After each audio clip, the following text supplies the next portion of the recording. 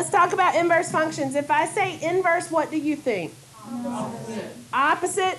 So if I told you that this is a function, and I'm going to give it to you in table form. You have your y and then divide x. And I told you that the inverse of this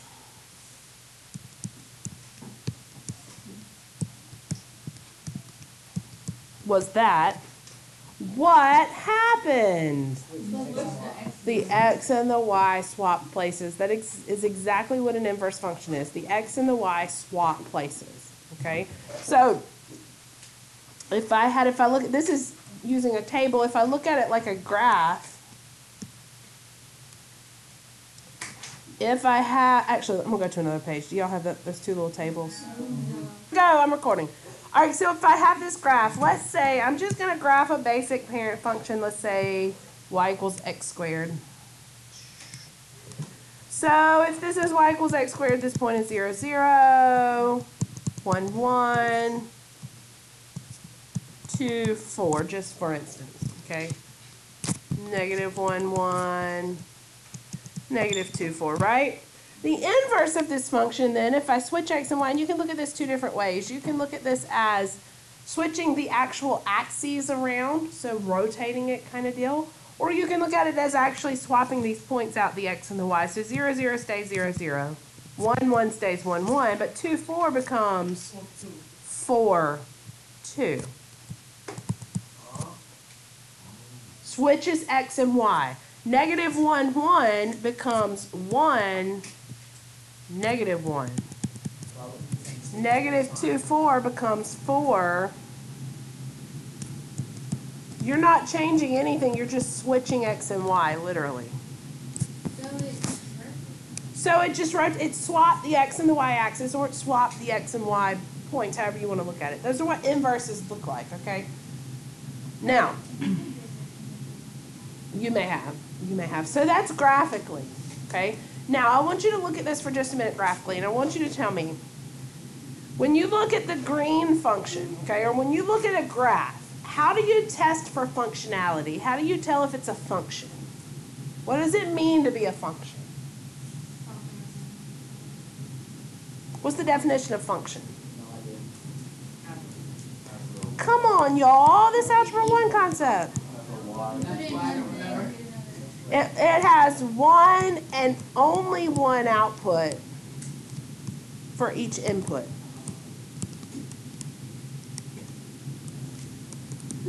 Okay? Each x has its own specific y value. Okay? So, there's a test when you were graphing that you used to test for functionality without doing it algebraically, just by looking. Do you remember what that test was called? The vertical line test. Do you remember that? Okay, let me give you a picture. Let's take this basic parabola. Okay? If I want to test to see if it's a function, I can take a vertical line, put it anywhere on the graph, and as long as it never intersects more than one time, then it passes. Okay, so I take a vertical line here, it only hits one time. Here, only hits one time. Any vertical line, your teacher probably told you to take a pencil and use it, run it across, if it ever touches more than one time. As opposed to if it was on its side like this, if I had it here, this x value has two corresponding y values. Do you see that? So not a function. So what I want you to take from this is we determine if it's a function by doing that vertical line test, right? We could take, rather than flipping the graph, we could look at the original graph and say, well, if I flip the line around instead of the graph around, so instead of a vertical line test, you're exactly right. Vertical line test, test for functionality, whereas a horizontal line test, and I call these VLT and HLT because I'm lazy, but I'll write it out for y'all. Horizontal line test test to see if its inverse would be a function or not. So it tests the functionality of the inverse. Come on.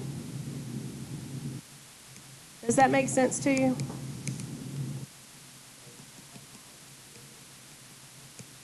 The horizontal is to see if the inverse is a function or not. And we do have some special ones who are both inverses and their functions are inverses, and I'll show you that in just a second. Let me give you another example. Let's do, what is this, by the way? A cubic, right? Is a cubic a function? No. Yes. Yes. Why? Because it only has one y for one. It passes the VLT. So yes, this is a function. Wait, how did, oh, the vertical line test passes, not the horizontal. It passes vertical line test. Okay? Now my question is its inverse a function? No. Why? No. Is there any horizontal line you could draw that would ever intersect in more than one place? Yes. That one. That line. Not if it's right down the middle. It's not saying does there exist one that does not. It says does there exist one that does intersect? Yeah. Yes, there does exist at least one that intersects more than one place, which means it fails the test. So its inverse is not a function. In other words, if I flipped it around and graphed the inverse, it would not be a function. Is there what?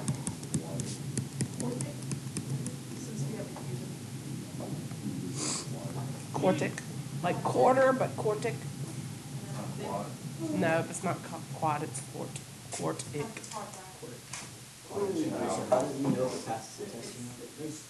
If there exists at least one horizontal line that intersects in more than one place, it fails. Same, if there exists at least one vertical line that intersects in more than one place, it fails. Are these going to be questions All right. like, does it pass VLT? Well, it won't say that. It'll say, is the following a function? Why or why not? No. Is the following's inverse a function? Why or why not? So you, It is a function, it is not an inverse. correct. Its inverse is not a function. And our reasons why, No. because it does not pass. Oh, you're talking about the midterm? The midterm's all multiple choice. I think, let me not say that. I don't know because I haven't made it yet.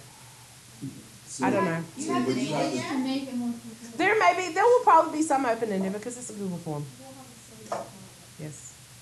But so the HLT can only touch it once. How many questions Yes. I don't know. Okay. I'm not going to finish if it's 140. Let's find inverses. Here's what we do. I need to cover two things with you for inverses. I need to cover with you how to find the actual inverse, how to find the equation of the inverse, and then I need to show you how to verify inverses, okay? These can get sticky, so I need you to stay with me. Finding inverse, not so much. All right, so when you find inverse, I start with a function, okay? We indicate that something is a function by doing, you can't. I'm going to show you why. F of x lets us know, guys, we got some problems in this corner over here. Y'all have got to pay attention. Not me. Inverse f of x indicates that it's a function, meaning it passes the vertical line test, okay? If I do this, this is not to the negative first power. That tells me that it's the inverse of f of x. That's how that's mathematical notation for inverse is that exponent of -1, okay? Y'all with me? All right, so to actually find and I'll start with an easy one. To find the equation of the inverse, let's say I start with 2x plus 3. Is that a function, by the way? Yeah, for one, I've notated it as f of x, which tells me it's a function. But two, it's a line, right? And all lines, with the exception of what kind of line, are functions. They're all straight. They're all lines. Horizontal. I don't get what you're asking. Which kind of line is not a function? Every line is a function with the exception of one kind. Vertical. If it's a vertical line, how can it pass the vertical line test? You can't. But any other kind of line, every x has one and only one y that goes with it. But a vertical line, this point might be 2, 3. What? Yes, the inverse of it would be a function because the inverse of it would be a horizontal line. Okay, we're delving a little deep in this. Let's go back. Let's rewind back to our function. I know this is a function because I have notated it as f of x and it is a line, so it is a function. Now, to find the inverse, you told me inverses switch what? X and Y. X and y. I don't see a y in here. Your Y is your F of X. Your y is your f of x, right? That fly is getting very annoying. I tried to catch it, Miss McGee. So, would you agree that this is the same thing? Yes, okay? No, it was, you Oh, can stop class, catch the class. no. So it's X equals 2Y plus X, is that how you- So, what we're going to do first is we're going to replace f of x with y. Because those are synonymous. Okay? Okay. Now, you told me you switch x and y, so let's switch x and y. X equals 2y plus 3. I'm sorry. How could you get the equation for the inverse of f of x, colon, from what I have right here? I already did that. What can I do now? Get y by itself. That's exactly right. Get y by itself.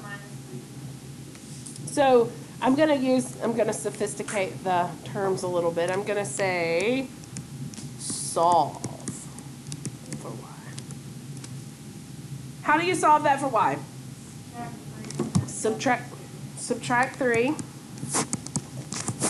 So now I have x minus 3 equals 2y. And what? Divide by 2. What is the equation of the inverse?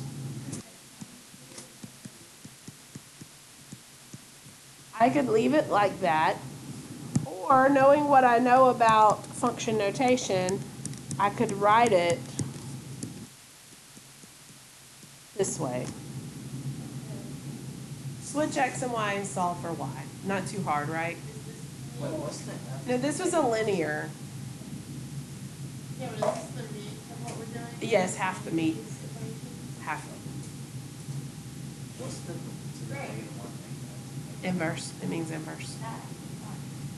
One, one. Let's do one that's a little bit harder, and then I'll show you the other part. And there, yes, tell me when you got. Find the inverse of the function. Well, the problem here is F of x is the same thing as y. Switch your x and y and Hang solve. on, let me do this. Yep, y'all do it. Do it, do it, do it.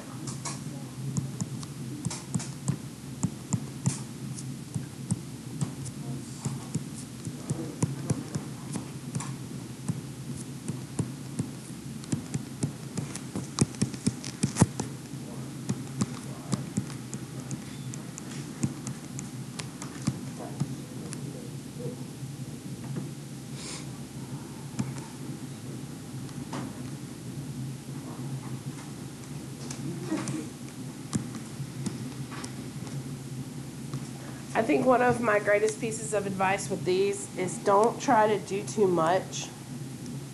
Don't expand where you don't have to.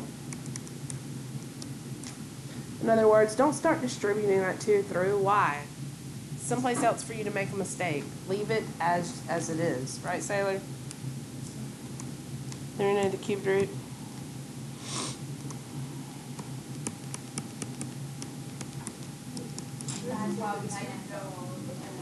Rather than dividing by 1/2, I multiplied by the reciprocal. If there's ever a fraction that you need to get rid of, you need to multiply by the reciprocal rather than dividing by a fraction. This makes your work a lot neater, less sloppy. It's not good to divide by a fraction. Yes, Justin? If f of x equals, we'll use that first one we did for the sake of time. And g of x is x minus 3 over 2. We all agree that those two are inverses, right? Because we found them at the very beginning. But to verify an inverse, if you think back to proofs in geometry, okay, where you have to... I hated those. Okay. Verifying is kind of the proofs without the statement on the side, okay? Prove that why something is what it is. We don't have to. I am. I'm going to show you. Listen. What I'm going to tell you is if two functions are inverses of each other, then two things must be true. It must be true that f of g of x simplifies down to x, and it must also be true that g of f of x simplifies down to x. So I have to do two compositions for these. I have to find f of g of x, and I have to find g of f of x. Now here's the kicker to it. I'm telling you what to do. I'm telling you the answer. I want the work in the middle. So don't just do it, plug it in, and then tell me equals x. I want to see the work. Let me show you what I'm talking about. For f of g of x is x minus 3 over 2, right? So I take f, and in place of the x in f, I'm doing 2 times x minus 3 over 2 plus 3. Now I know everything's going to cancel and leave me with x. Do not get on your test and do this. I know that. I told you that. I wanted to see it step by step. What is the first thing that goes away or cancels out? If you were just asked to simplify this expression. Sorry. Okay, so do we all agree that that goes away? Wait, what? Divided by 1. 2 over 1, if it's in the top and the bottom being multiplied, it cancels out.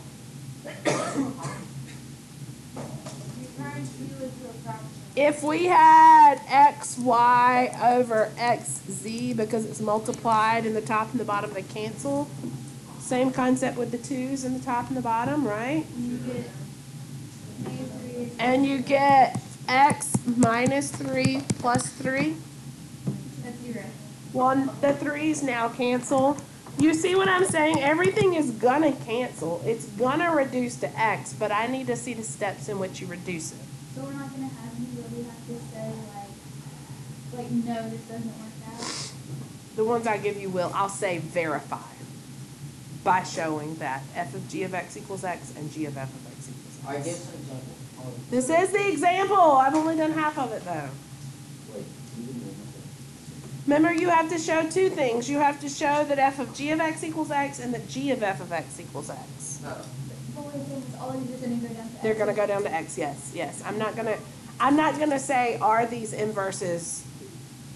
Because if I'm asking you to verify, I'm already telling you that they're inverses. I just want the proof that they're inverses, if that makes sense. All right. G of 2x plus 3.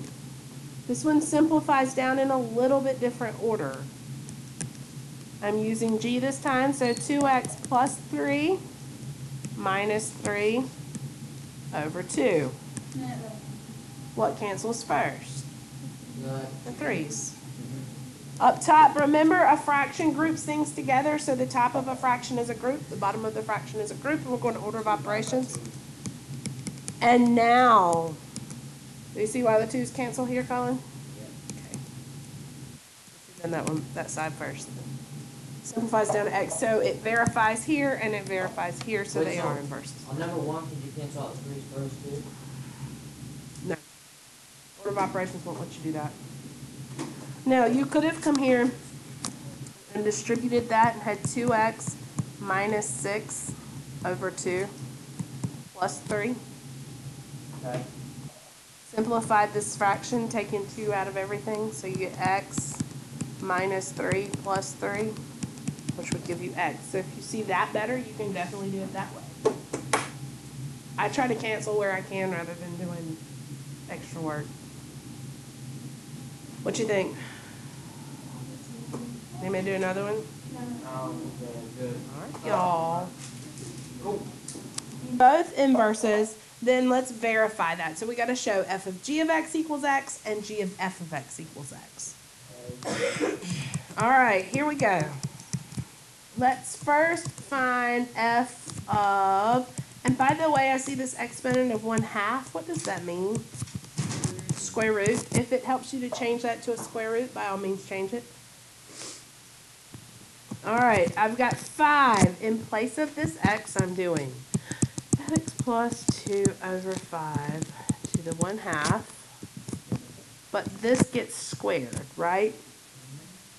Does that confuse anybody with all those parentheses? That's why I told you yesterday when we were composing, get in the habit of putting that x in parentheses when you're in there. You're squaring everything that is x. So I put it in parentheses. So you've got a power of a power, and what does that mean, Colin? When you raise a power to another power, you multiply. Which makes 1, which means it cancels.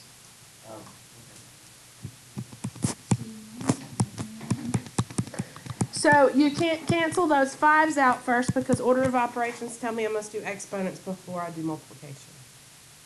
Now what cancels? The 5's. Leaves me with what? And the 2's cancel. It leaves me with. Now the other way, because that's only half the problem. So you're looking at more. Exactly. Ooh. Colin, you okay over there?